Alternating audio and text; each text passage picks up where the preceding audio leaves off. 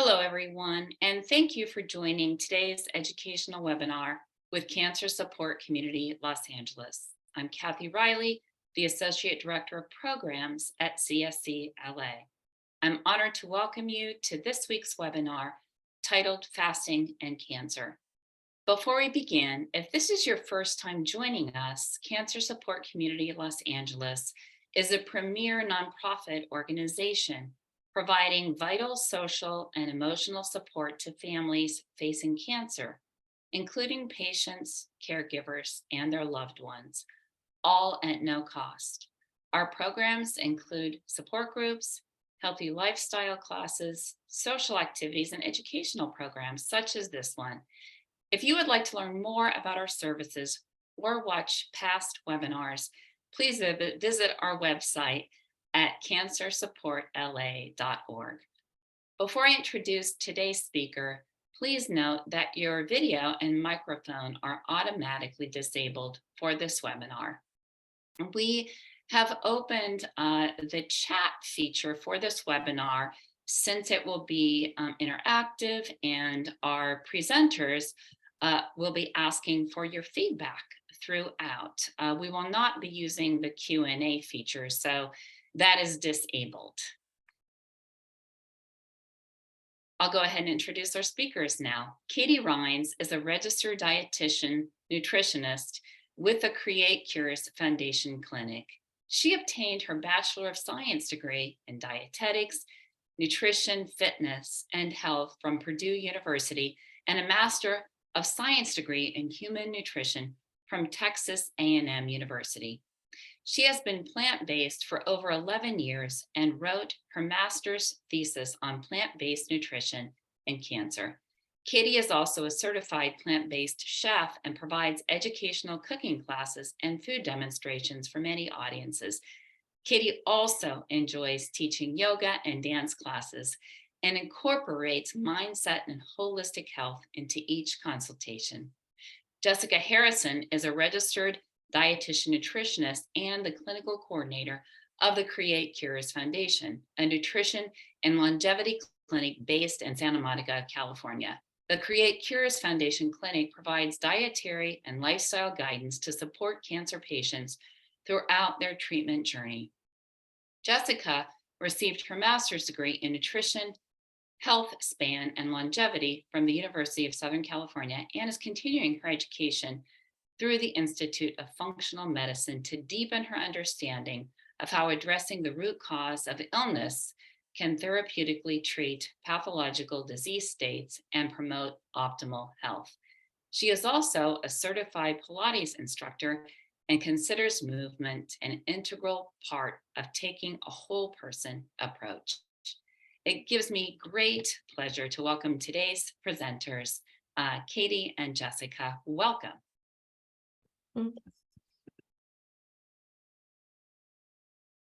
Thank you, Kathy, so much for that introduction. We're thrilled to be here today and to be able to talk about fasting and how it relates to cancer and cancer treatment. So Katie and I will be sharing this presentation today. As Kathy mentioned, there's going to be interactive questions throughout our presentation, so definitely open up your chat box and have those ready. We will be addressing questions at the end, so you're welcome to hold on to those questions and then add those to the chat box either throughout or save them towards the end. So I first just want to mention that both Katie and I are dietitians at the Create Cures Foundation Clinic, which was founded by Professor Walter Longo, who, if you're not familiar, is a leading researcher on longevity, cancer, and how nutrition relates to both of those. We're a team of dietitians and a molecular biologist at the clinic. We collaborate and provide personalized recommendations for patients throughout their cancer journey and beyond.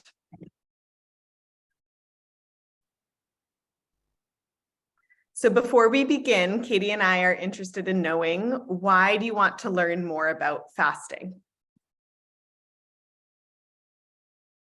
Yes, let us know in the chat box. What is it that you're here to learn? Like every great dietitian, we're not here to just spew knowledge onto you. We want to make sure that you're really getting something out of this. Does it help or hinder reoccurrence? Good question. I want to get healthy. Is it safe? Absolutely. Ongoing concerns about how to attack the cancer. We'll be addressing all of these questions throughout the presentation. So we first are going to be talking about what exactly is fasting, the different types of fasting, because there are a whole range of different definitions. Today, we'll be diving into the cancer research, as well as speaking about the safety considerations, which are very important. We'll be talking about intermittent fasting and the longevity diet and how that can support therapeutic fasting. And then we will end with a brief quiz and an opportunity to answer some of your questions. So again, another question for our audience: what fasts or fasting regimens have you heard of?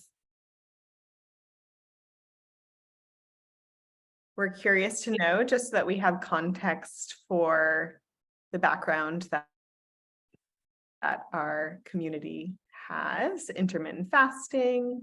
I do them all. That's awesome. Okay. Prolonged water fasting, intermittent fasting, Ramadan. Yeah, so there are a lot of different definitions of what fasting can look like.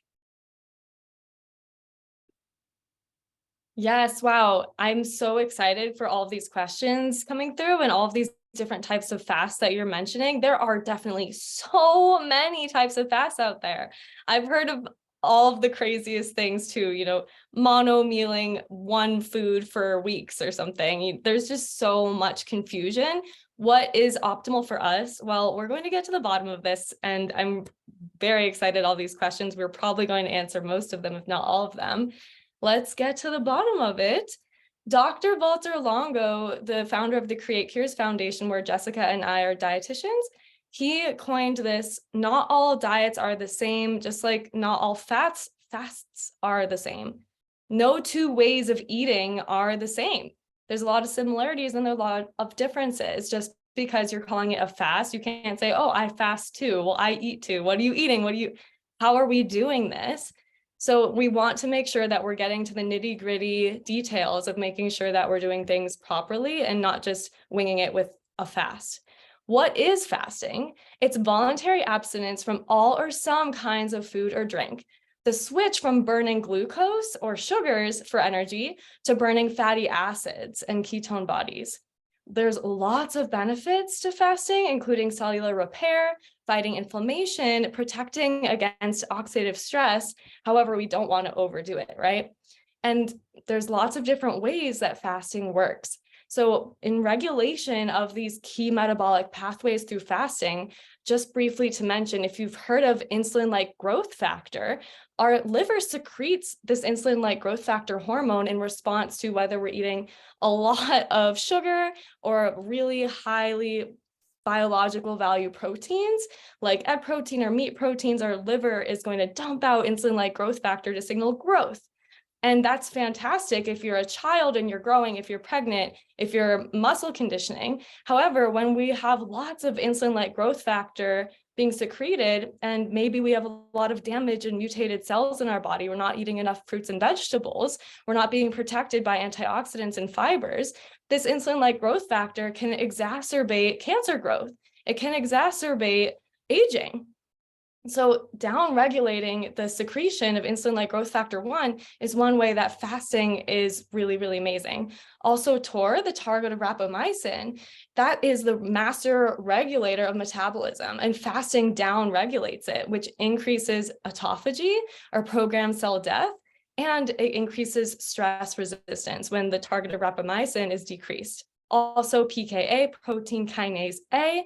This is a key gene that needs to be shut down to get in that regenerative mode. And fasting also decreases protein kinase A. So thanks to fasting, we're actually able, there's been so much research, we're actually able to take the reins, take charge of our metabolic pathways and optimize, right? Resulting in increased cellular maintenance and protection, increase in stress resistance pathways, removal of these damaged cells that could be cancerous or that maybe are already cancerous, and reduction of inflammation, and even a lot more. What is one benefit of fasting that I just mentioned? I hope you're all paying attention. Let's see if anybody can think of a benefit, a possible benefit to fasting when done properly, that is. Reduces inflammation, fantastic. Lowers inflammation, wow, everybody got that one. Reduce side effects of chemo, cell regeneration, yes, right? Fasting helps to make our healthy cells healthier, our healthy cells stronger, exactly, autophagy, that programmed cell death, fantastic. Improved stress response, yes, okay, fantastic. It looks like some of you are paying attention. Let's keep on paying attention here. So as I mentioned, with the insulin-like growth factor 1, we know that that can signal growth of healthy cells and unhealthy cells. Back in 2011, Dr. Walter Longo traveled to Ecuador and did this incredible study on people with Laron syndrome, which is an insulin-like growth factor hormone receptor deficiency. And what they found was fascinating, that these people who had this growth factor receptor deficiency had a reduction in pro-aging signaling. So they basically improved their biological age, and it was reduction in cancer and diabetes. And we have a brief video to show you that's really, really neat to paint a picture of what I'm talking about. Cutting edge of science, we journeyed to Ecuador to meet and learn from a group of unique people, less than 4 feet tall. Scientists believe their DNA may hold huge secrets that could one day benefit all of us. Meet the big-hearted little people protected from cancer, heart disease, high blood pressure, and diabetes. High in the Andes Mountains, Quito, Ecuador is almost 10,000 feet above sea level. Looming large over the city, the giant Virgin of Quito statue. But the wonders of this place can come in small packages too.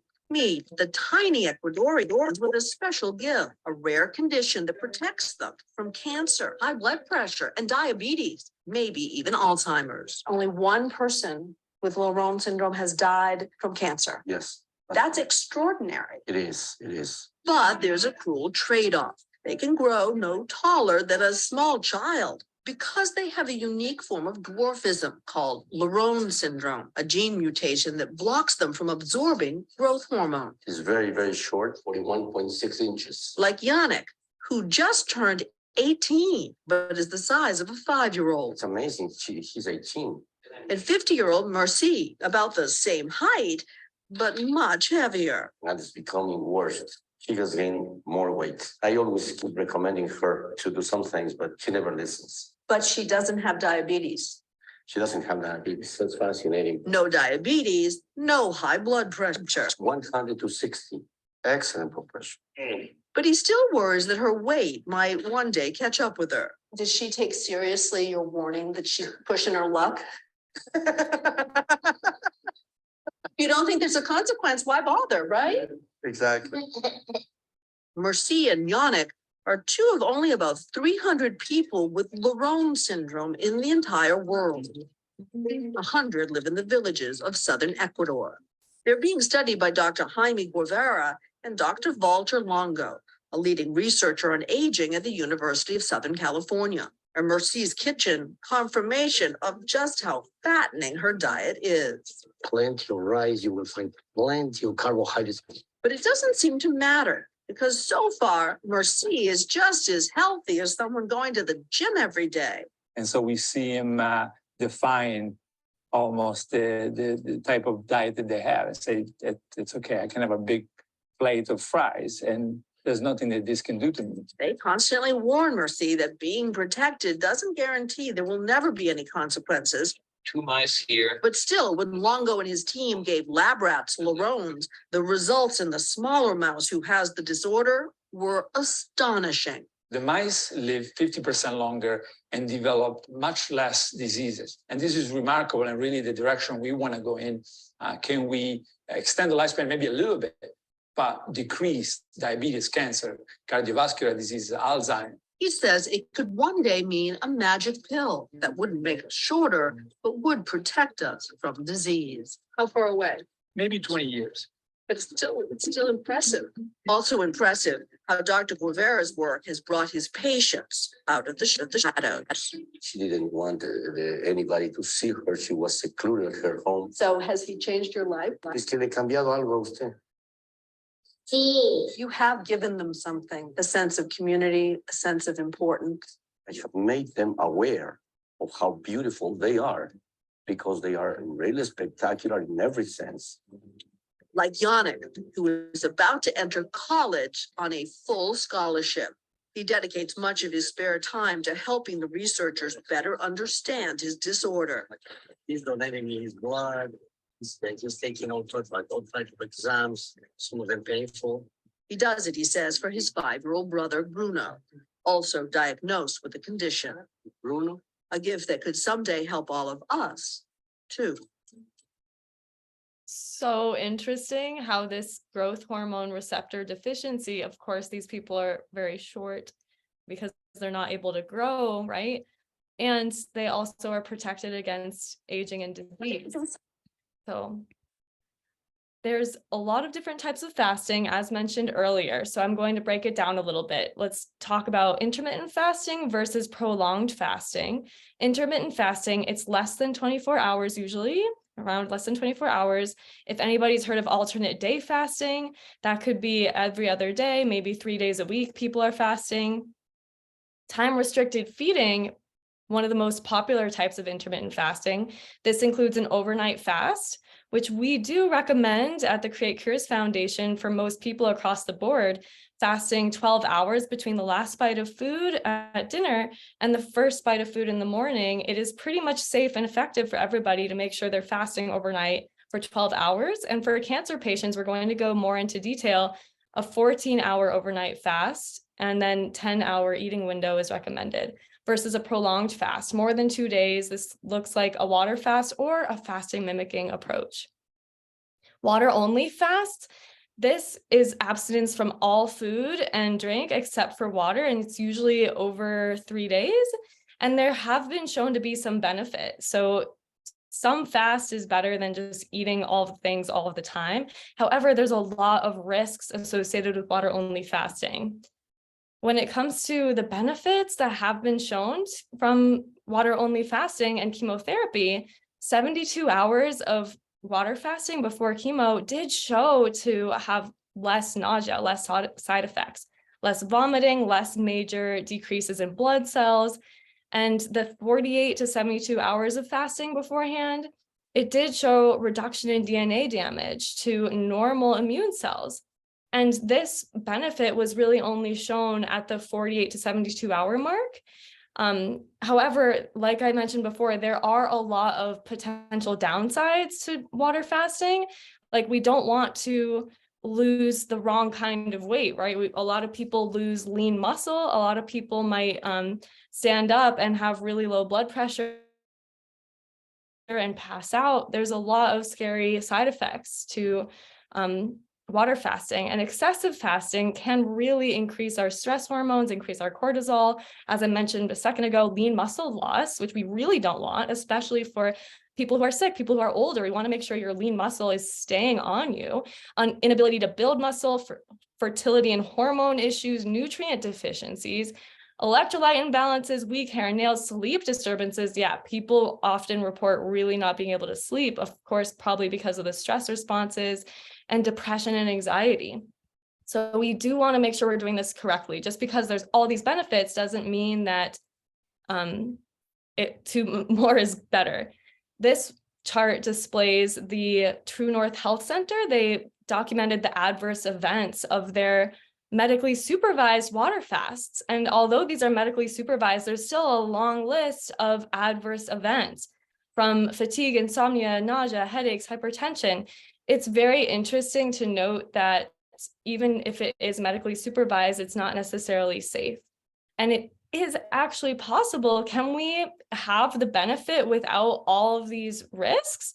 Well, fasting with food actually has been shown to be possible. This is another type of prolonged fast, while it is including eating a little bit. It's a plant-based diet, high in essential fatty acids, lower in protein, definitely calorie restricted, about 700 to 1,000 calories a day, including supplements. And this has been shown to have even more benefits. So the fasting. Sorry, Katie, I'm just going to jump in to add on to that last slide that you just showed, just to share that this is why Dr. Longo developed the fasting mimicking diet. So he recognized all of the therapeutic benefits of fasting. And as Katie had mentioned, it did show to have decreased DNA breakage and protection mechanisms when combined with chemotherapy. However, at the same time, there are a lot of detrimental risks associated, such as nutrient deficiencies, excess stress on the cardiovascular system. And so he developed the fasting mimicking diet to provide the body with nutrients, but limiting the stimulation of the nutrient sensing pathways. So essentially it tricks the body into thinking that it's fasting while still receiving the maximum amount of nutrients. Thank you for adding that, Jessica. I'm rushing a little bit because I really want you to be able to spend your time on your slides here. Yes, exactly. This 4 to 5 day fasting mimicking approach, it does nourish the body while achieving the same effects. So it's able to protect our healthy cells, the differential stress resistance, while sensitizing unhealthy cancer cells to chemotherapy. So differential stress sensitization. When undergoing chemotherapy in a fasted state, the cancer cells are much more vulnerable to this chemotherapy, and the healthy cells stay healthy and stronger. And it does require, I can't emphasize it enough, that it really is important to get a professional recommendation and doctor's approval to have an oncologist and a dietitian working with you to make sure you are optimized. And these images here, they do show you a little bit of what it might look like in your fasting mimicking diet kit. There's an olive snack, some bars in there, some soups, very, very simple. And it's packaged really well researched so that we actually can document these results. We cannot say that you're going to get these same results if you try to make these bars and do these snacks at home. There's just so many variables. So unfortunately, we can't necessarily recommend that you just go eat this many calories. We've only really been able to see this benefit from this specific meal plan, which is unfortunate and also awesome that this exists. This is so fascinating. So when we look at water fasting versus this fasting mimicking approach, research actually has shown that after 72 hours of water fasting, there is much more significant benefit from a 5-day fasting mimicking approach when it comes to blood glucose, insulin, and insulin-like growth hormone, insulin-like growth factor. While the insulin levels were kind of a wash, noting that just as I was mentioning before, how when you're able to feed yourself, you might actually have a little bit less stress response, and you might be able to hold on to lean muscle a little bit more if you are able to eat something. And yeah, I think this is really awesome to note that it actually has been shown to be a little bit more beneficial than just a water only fast.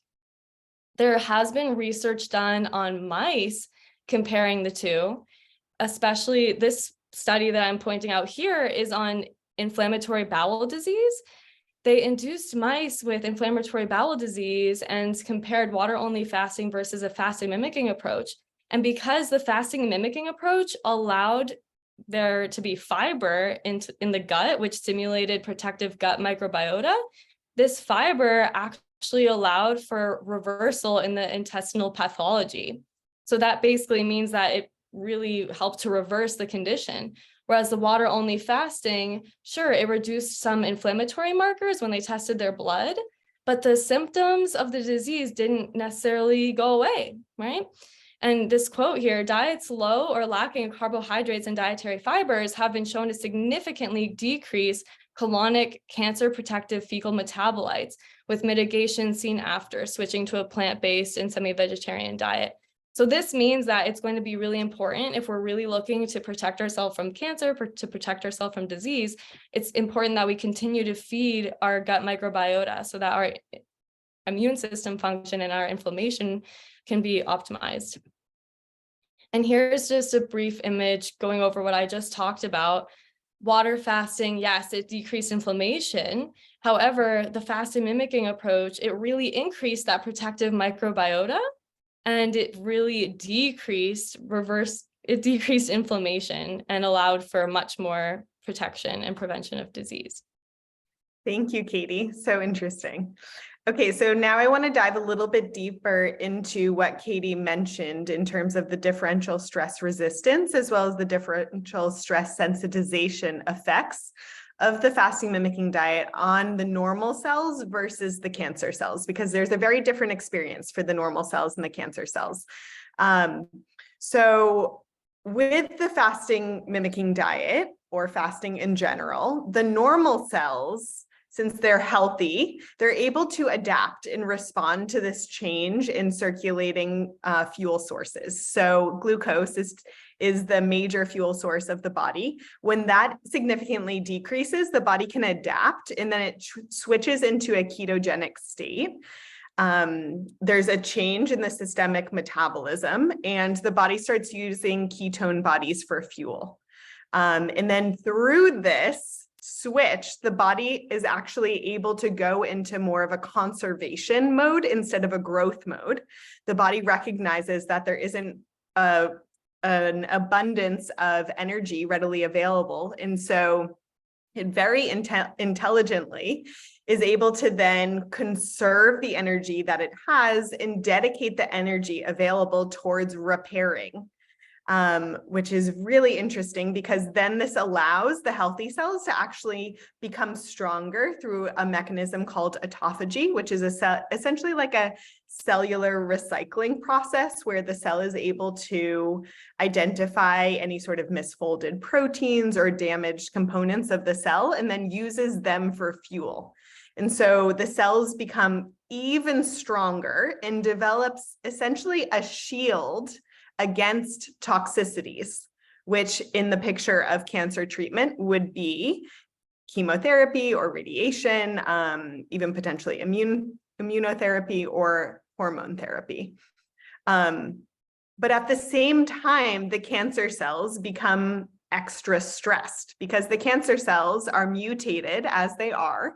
And so they aren't able to make that metabolic switch that the healthy cells are. So instead, they lose their fuel source. They become really, really weak and then sensitized and more fragile. So that when that anti-cancer therapy comes in, and as I'll talk about in a few slides, this includes chemotherapy, radiation, immunotherapy, and hormone therapy. It doesn't matter what the therapy is. The cancer cells become sensitized to that therapy so that when the therapy comes in, then it makes it even more effective. There's even more DNA damage to the cancer cells, causing more cancer cells to be killed. So we're really thrilled to share that there are a number of ongoing clinical trials across the world right now, testing the fasting mimicking diet in a variety of different cancers with different populations. We right now have between 10 and 15 clinical trials, which we're really thrilled to be able to share. And I'll be talking a little bit more about them, but we're looking to gain even more data on the effects of the fasting mimicking diet. So wherever you are, I encourage you to look up if you qualify for any of these trials, if you're interested, because there's a possibility that you could participate. If you're interested in reading the research and interested in potentially trying the fasting mimicking diet, we cannot emphasize enough that we recommend that you speak to your oncologist and that your oncologist supports the combination of the fasting mimicking diet with your cancer treatment. There are two particular trials that I recommend referencing. The one on the left, the Vernieri et al. That was published in 2022 in Cancer Discovery. This one looks at how the fasting mimicking diet is both safe and effective in 100 different cancer patients with 18 different tumor types, which demonstrates that the fasting mimicking diet is effective regardless of the type of cancer, the stage of cancer, and the anti-cancer therapy. And then the clinical trial on the right, the Valdemarin et al., published in 2021 in the journal Cancers, looked at how the fasting mimicking diet is safe and effective in 90 cancer patients with 16 different tumor types. Also, there is, just an important note to mention that you might be interested in looking at a case report that was done on 5 participants in the Vernieri et al. Who all had advanced stage cancers with poor prognoses. And they provide detailed accounts of how the patient was able to combine the fasting mimicking diet with their standard of care therapy. And these 5 patients actually achieved complete remission. So it's always nice to be able to share that information with your oncologist. Here I wanted to share a clinical case for a patient that I've been working with, and you can see from the dates, this is a very recent timeline. So this is a 52-year-old female with stage 4 metastatic colon cancer. She's 5'7". She came to me at 129 pounds. She originally was 143. The initial decrease in weight was due to the stress of the diagnosis. And her BMI was 20.2. Her percent body fat was 22.9. as well as her skeletal muscle mass was 44.9. It's important to note that we look at body composition very closely because skeletal muscle mass is crucial for proper immune function. It's also critical for blood sugar regulation, metabolism, structural support. We make sure that throughout the duration of the fasting mimicking diet, when it's indicated, that our patients are not losing any skeletal muscle mass and that this is maintained throughout cancer treatment. And there actually have been a few clinical trials showing that participants, there was actually one done with breast cancer patients that showed that cancer patients who combined the fasting mimicking diet with their chemotherapy, and if they did light resistance training exercises during the fasting mimicking diet, they were actually able to not only maintain their muscle mass, but actually increase their muscle mass, which is really interesting. But to share a few additional details for this particular patient, she was diagnosed in February 2023, had a colon resection very quickly after, and then she started FOLFOXIRI, which is a combination of different chemotherapy drugs indicated here. And she receives a 3-day infusion every other week. And she started the fasting mimicking diet, combined it with the longevity diet, which we'll talk about in a moment, and also integrated exercise. And then she did 6 cycles of chemo, combining it with the fasting mimicking diet. And you can see that after these 6 cycles, she continued to weigh 128 pounds. So she actually did not lose weight during those cycles. So I know weight is a big concern, and understandably, if you're eating a lower amount of calories.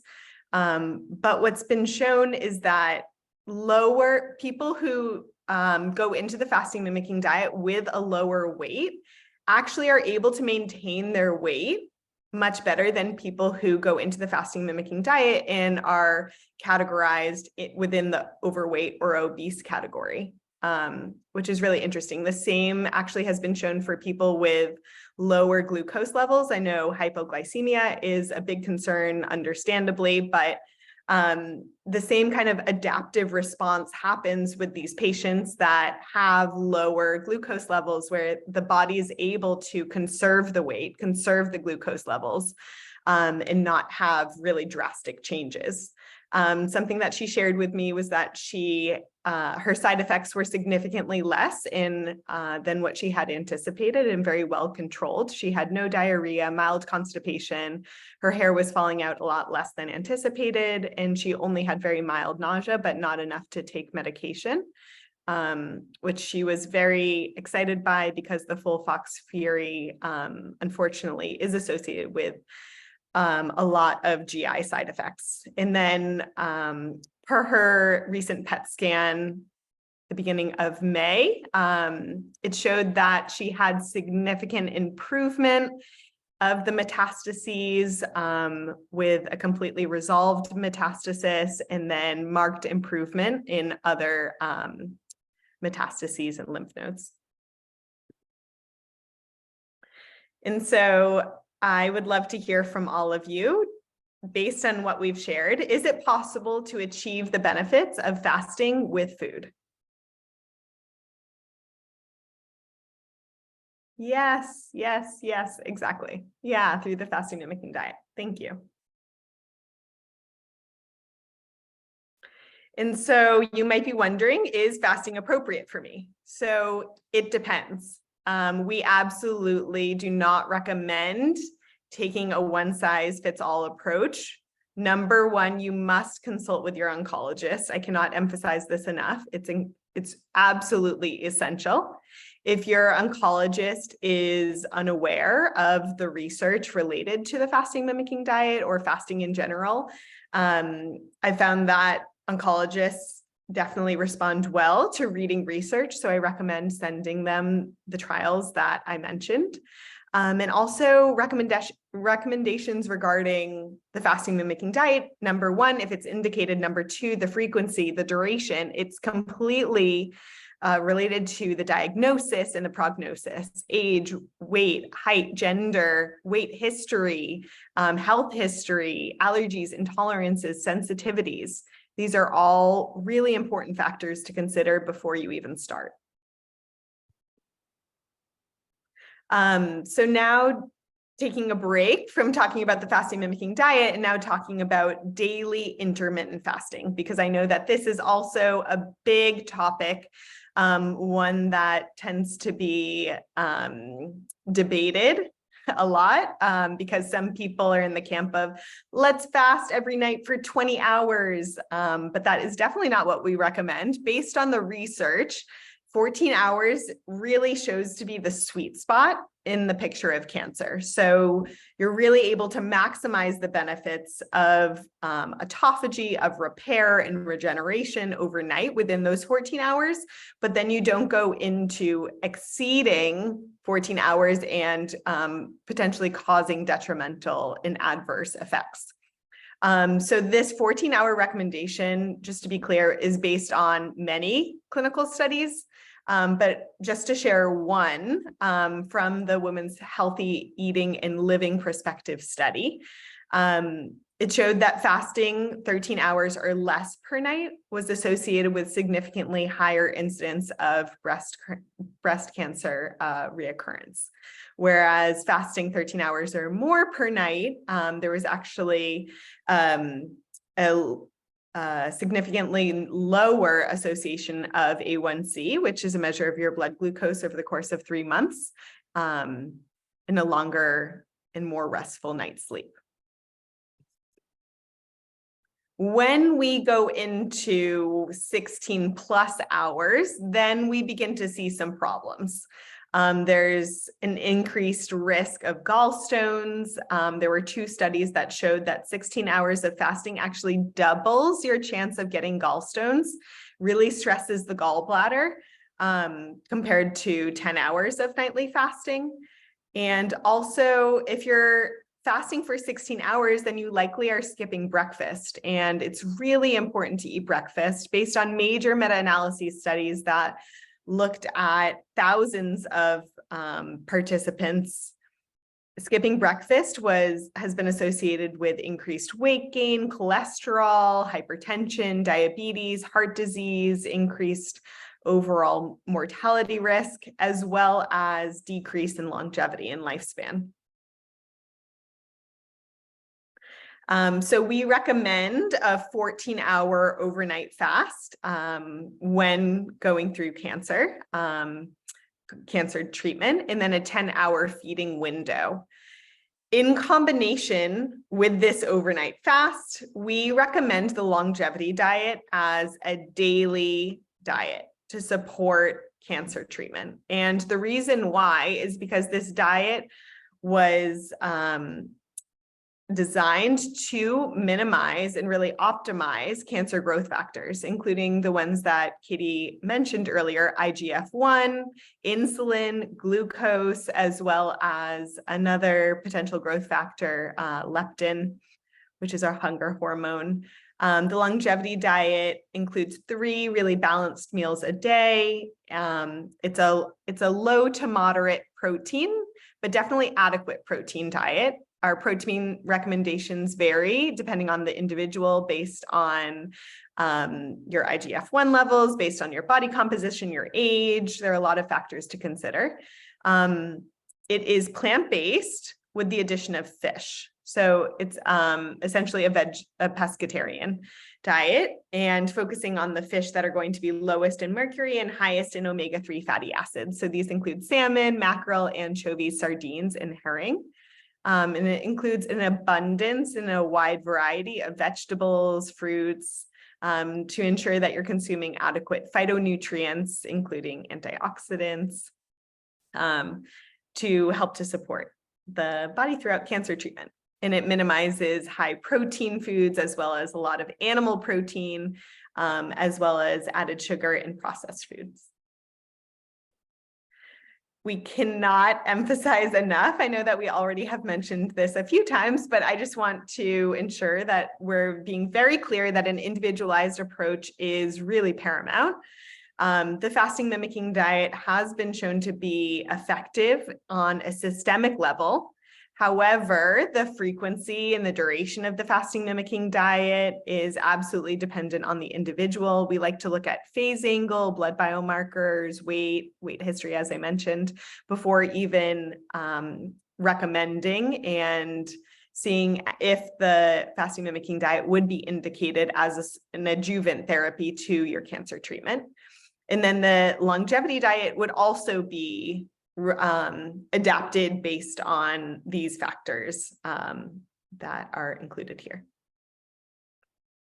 Okay, so there are a lot of benefits to fasting that oh my goodness, I can't wait to first of all answer all of your questions. Clearly you're all an educated group and I really want to dive into these questions. But fasting not only can help with chemotherapy and all of these things that Jessica just mentioned, but it is possible that just to help with our longevity and overall health, it can help to reset our cravings. It, of course, has anti-tumor effects as well, increasing autophagy and increasing longevity. However, some people, we don't recommend that you fast if you're already underweight, if you're already malnourished, if you have a deficiency of some sort, if you're pregnant or breastfeeding, history, or currently have a eating disorder or disordered eating patterns of any sort. Fasting can really exacerbate that. If you have an active infection, maybe pre-existing medical conditions like type 1 diabetes, advanced liver and kidney disease. So the liver and the kidney, it could really cause issues because the liver and the kidney have a lot to do with fasting, and they're going to be ramped up. So we don't want to advance that any further. Also, heart failure or an active infection, as I mentioned before. So there are some populations that we really want to be careful with and do our best to individualize the approach and see, okay, where does the benefit outweigh the risks, right? Okay. So now we have a question for all of you. Do you think that you should continue your normal exercise routine while following the fasting mimicking diet? Or even any fasting regimen? Yes. I'm getting a few yeses. Interesting. Okay. I guess it depends. Yeah. Well, we don't recommend your normal exercise routine. I guess that I should have emphasized the word normal. It is important to continue to exercise. As I mentioned at the very beginning, we definitely want to ensure that you're able to maintain muscle mass. And so it is important to do some exercise like light resistance training with light weights, 1 to 2 pounds, maybe even 5 pounds, resistance bands, light walking to promote circulation, oxygenation. These are all really important components, but I wouldn't recommend going for a 5-mile run, spending an hour weightlifting in the gym. This is going to cause a lot of stress on the body. The fasting mimicking diet, or fasting in general, is already a stressor on the body. We want to make sure that while the body is in this fasted state, you're able to allocate your energy towards the repair, towards the conservation, which I mentioned earlier, not towards building muscle. That's not the goal of when you're in a fasting state. We do not want to promote growth at this time. Right. There's very different goals. You can have a goal after you're all good to gain muscle, and you can have your goal to really prevent or reverse disease. It's really difficult to do those both at the same time. I don't think that's possible. I don't recommend it. Mm-hmm. Yeah.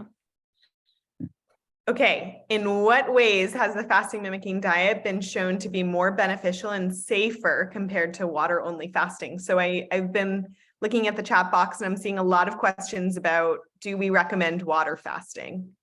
I just want to make sure that everyone is aware of the risks associated with water fasting. Yeah, so there's definitely an increased risk of gallstones, and that's even exceeding 16 hours. So the gallbladder would be very stressed with a water only fasting that's extended beyond. Also, there could be electrolyte imbalances, nutrient deficiencies, a lot of stress on the heart. Exactly. Yeah, go ahead, Katie. Yeah, I can't emphasize enough, as Jessica mentioned, the importance of lean muscle on our bodies to regulate hormones, to regulate our blood sugar, and just to overall be a functional person. We need to keep our lean muscle. When we're water fasting, it's a lot more likely that we're going to lose muscle.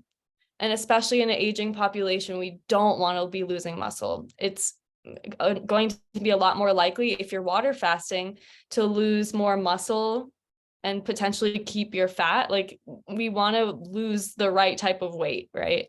And a fasting mimicking approach has been shown to be helpful with that, to maintain our muscle rather than lose the muscle. I think that's a huge thing. Yeah. Good job. It seems like everybody understands that. Also, a big thing with water fasting is potentially passing out.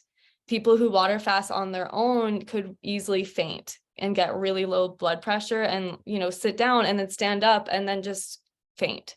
Okay. We don't want that to happen. If we are eating a little bit, that's a lot less likely to happen. Okay. Okay. Quiz question number 2. Fasting is not recommended for which individuals?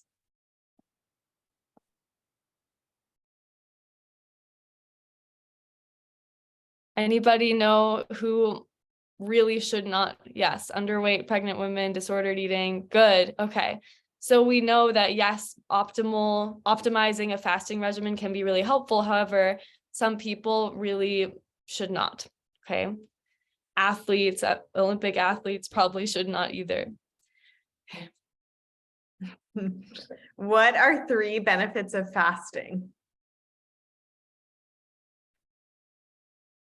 And like we've spoken a little about this. Yes, longevity, definitely. So we haven't really even touched upon the longevity aspect, but yes, it has been shown to promote longevity, autophagy, lowered A1C, blood sugar, less side effects with chemo. Yeah, exactly. Good job, everyone. Okay.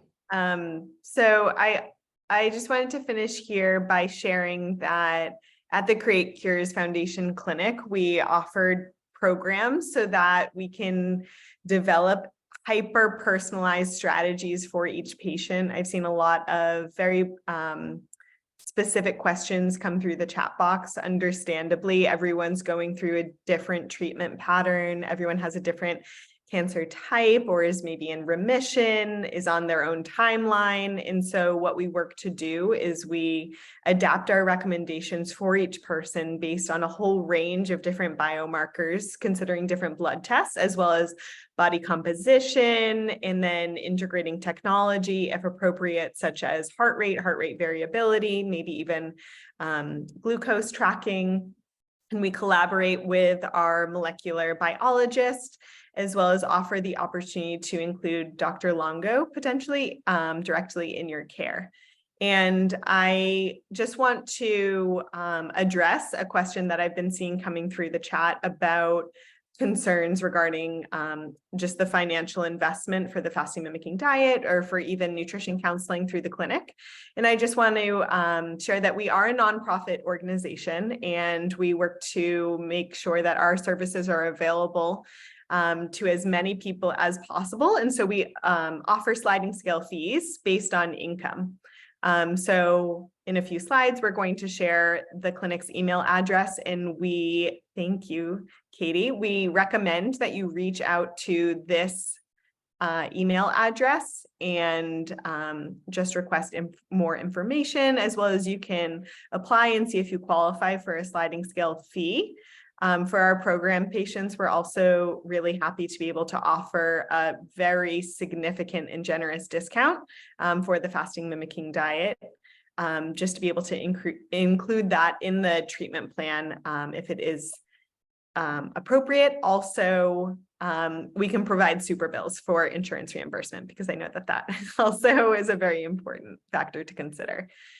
We encourage you to look at our website as well as our YouTube channel. We also do webinars, so we'd love to see you there as well.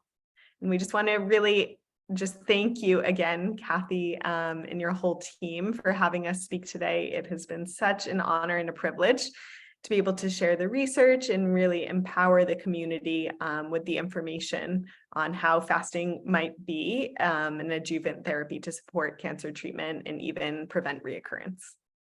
Well, thank you so much, Jessica and Katie. We will be posting recording of this webinar on our website in a couple of weeks. We do have a couple of minutes for questions. Is there anything specific in the chat that the two of you saw? I know one thing that came up that I wanted to address is, where can individuals find the clinical trials that you mentioned in your presentation? Yeah, so the best way would be if you go to pubmed.com, pubmed.com, and then in the search bar, just type the fasting mimicking diet. And then those clinical trials will pop up. Unfortunately, we don't have one website right now with everything that's been published. But that would be the best way. I think, are you referring to the ongoing ones for people to participate? It was the ones listed. Yeah, I think it was the ones. Oh, sorry. Yes. Go to PubMed for the published versions, and then clinicaltrials.gov. You can search the ongoing clinical trials. And I would just search fasting mimicking diet as well. Is there anything else in the chat that the two of you saw that you wanted to address question-wise, Katie? There was a lot. I have done a lot of webinars and I've never seen so many incredible questions. I really wanted to mention the nuances of skipping breakfast. I saw a couple of people say, oh, well, if you go to bed at midnight, then breakfast is at, 1 p.m. or something. And I have done there's a lot of research out there that shows that there's actually a circadian rhythm where earlier on in the day, when we're eating more calories earlier on in the day, it has been shown to be so much more readily metabolized. And people comparing, I remember one specific study, people who ate from noon to 8 p.m. versus 8 a.m. to 5 p.m.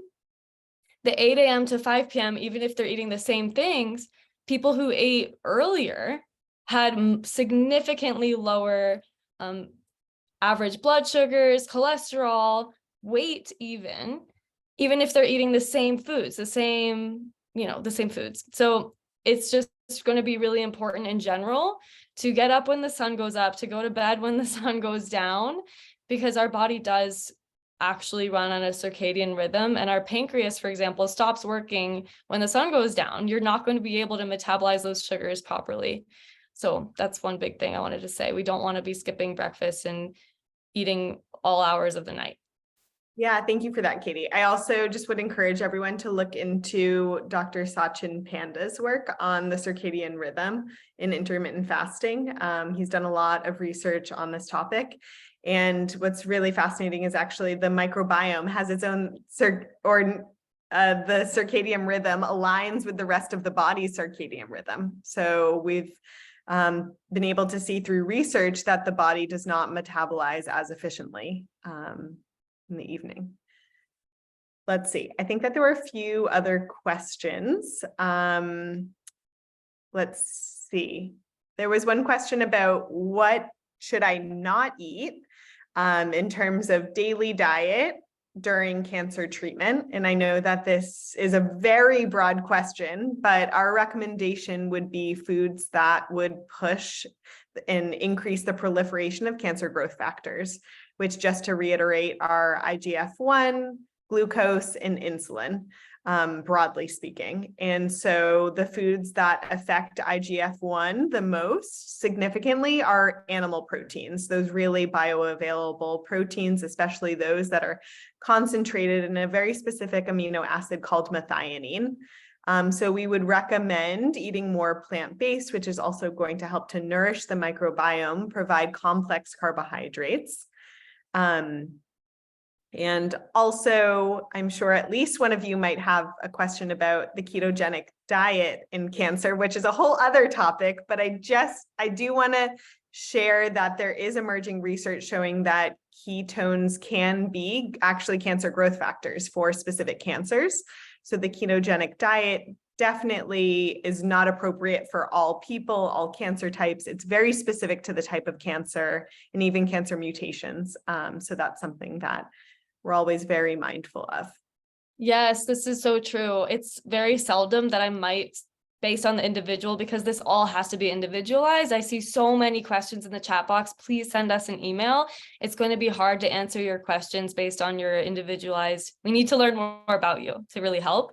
When it comes to keto, there's actually a lot of research showing that when we're decreasing our carbohydrates so much, we're decreasing our varieties of fibers that we're eating. And it's been shown to exacerbate inflammation in the gut and create a lot of putrid environment in the gut that can really harmfully affect our immune system function. So keto in general,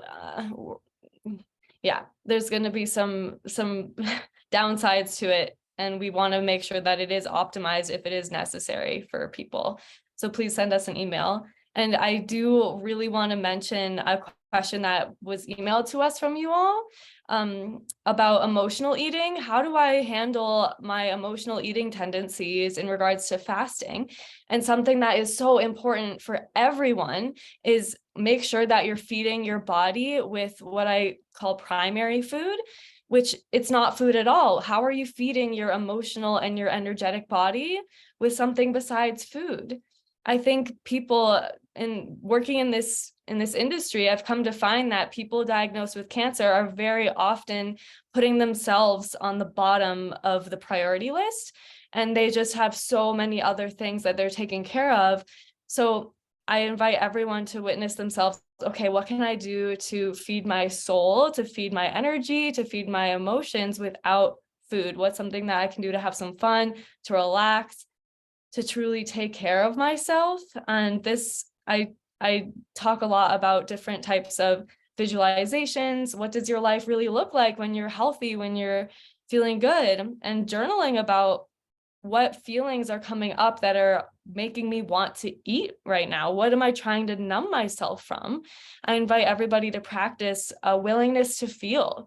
Okay, wow, I'm feeling angry. I'm feeling lonely. I'm feeling bored. What would it look like to be 5% more willing to feel that rather than numb ourselves from it? Okay. And then, of course, if necessary, I think it's very, very important to have a few different practitioners on your healthcare team, from maybe it's a therapist, a dietitian, an oncologist. Let us all work together to help you as a whole, right? Because you're not just a physical body. You've got emotions and a lot of other things going on as well. And I want to make sure that that's taken care of as well. And I know we've reached the end of our time. For a final question, and this came in at registration also, you highlighted several times throughout the talk the importance of talking to your physician before beginning any fasting regimen. Mhm. So what tips would you have for talking to your provider about the benefits of fasting for cancer treatment? Yeah, thank you. This is a great question, because we find that there are many, many patients who are working with oncologists who are very hesitant about fasting because the concern about losing weight and cachexia is, of course, a major, major concern in the picture of cancer and cancer treatment, which we absolutely are concerned. We have the same concerns.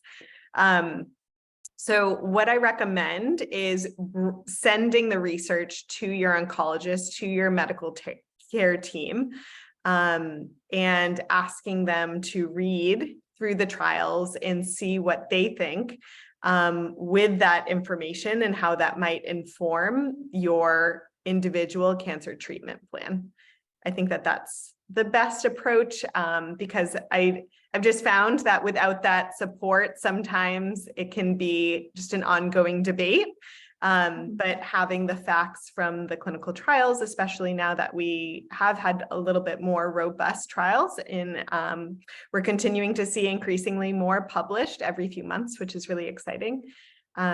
So I recommend referencing the information out there when speaking with your physicians.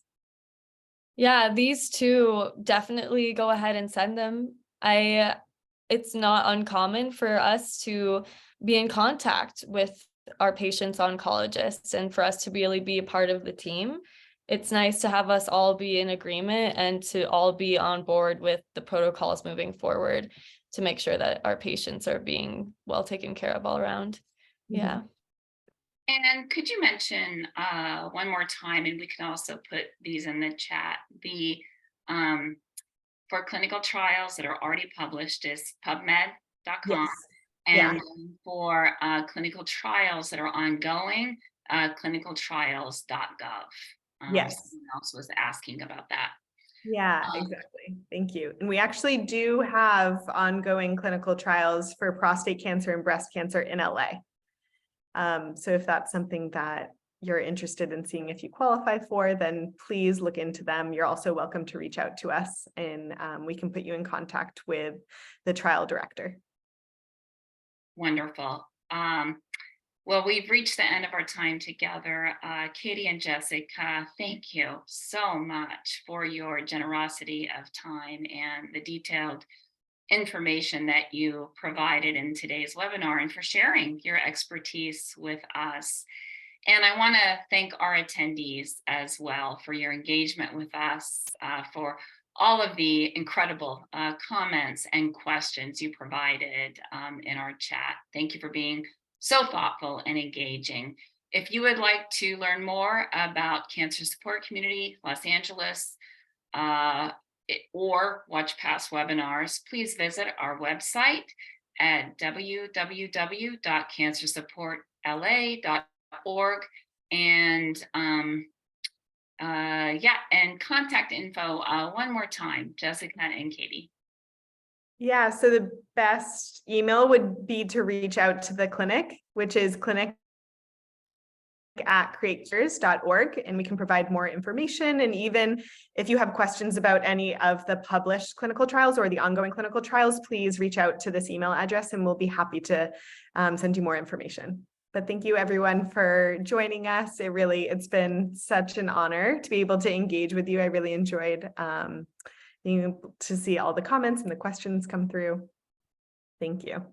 Thank you all so much. I wish you the best. And yeah, please don't hesitate to contact us. We're really here to help. Thank you. Have a great night, everyone. Thank you. Thank you.